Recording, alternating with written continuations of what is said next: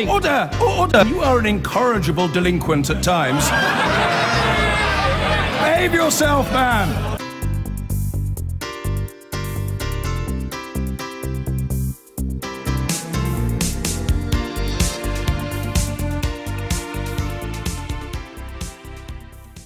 Now, just over an hour ago, the government has published David Cameron's controversial resignation honours list. The list names 13 new peers, including Mr Cameron's former Chief of Staff and the Conservative Party Treasurer, and 46 other honours for a range of ministers, MPs, advisers, allies and Downing Street insiders.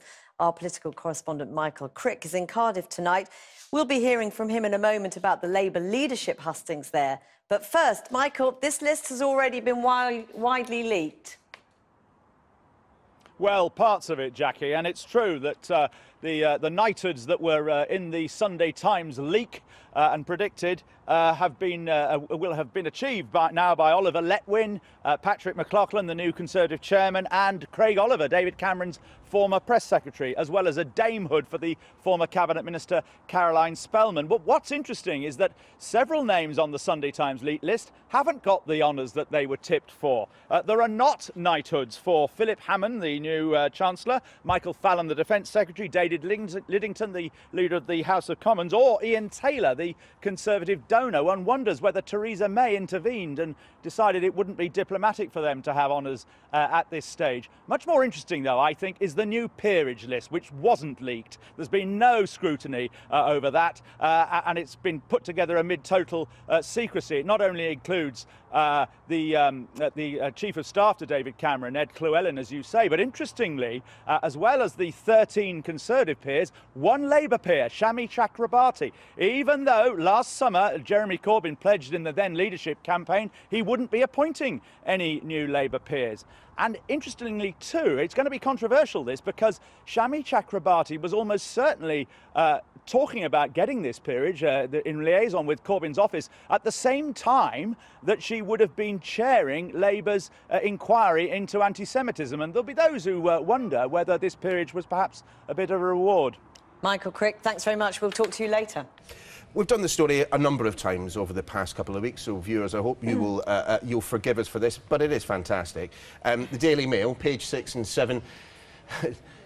George Osborne, the companion of dishonour. We're talking David Cameron's honours and peerages again, aren't we? Well, absolutely, and I love the way that the Mail, of course I'm biased, I work for the Mail, but I love the way that they've done this Dave's Dodgy dozen. I mean, I think that the former Prime Minister looks like somebody who no longer cares whatsoever for his legacy. He has left on the most dreadful terms. This was not how he hoped to go out of office. And to add to the fact that he's left on the back of an enormous failure and a miscalculation, he has now showered his cronies and Downing Street aides with honours. And those honours are now deeply tarnished. And some people have had the, perhaps we could say, the good honour not to accept their awards. But there are a number here who, you know, various spin doctors, and I think the one that really rankles a lot of daily... I think I'm going to guess this correctly. It's Will Straw, isn't it? It's Will Straw that I think really rankles, certainly with Daily Mail readers. This is a man who led the Remain camp. He failed. He led a failed campaign on the referendum. Many aspects of the way that campaign were run were, I think, deeply dishonourable. He is also a failed wannabe politician. So why is he being rewarded for that? Sonia, I suspect this might be a rare moment of unity on that side of the sofa. It's a moment of unity in the sense that I look at this list of people and they're all people who've basically got honours for doing their jobs.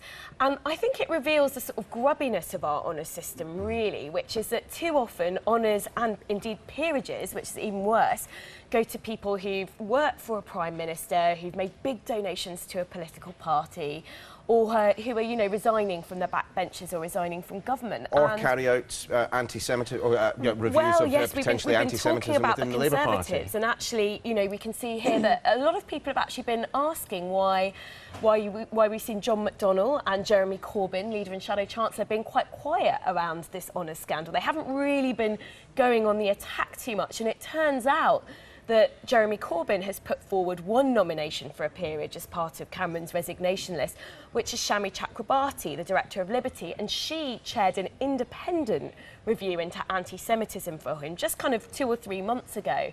And there are real, I mean, there's no doubt that Shami Chakrabarti is someone with, you know, a great amount of experience who would be a good addition in principle to the House of Lords. There are real questions being asked. It's a timing, really, isn't it? It's a timing thing, because you don't really ask someone independent to chair an inquiry that's expected to be critical of your leadership of the Labour Party and sort of say, P.S. there might be an honours in it for you as well. Had the report itself been rather more critical of the Labour leadership, I think we can imagine she probably wouldn't be getting one. No.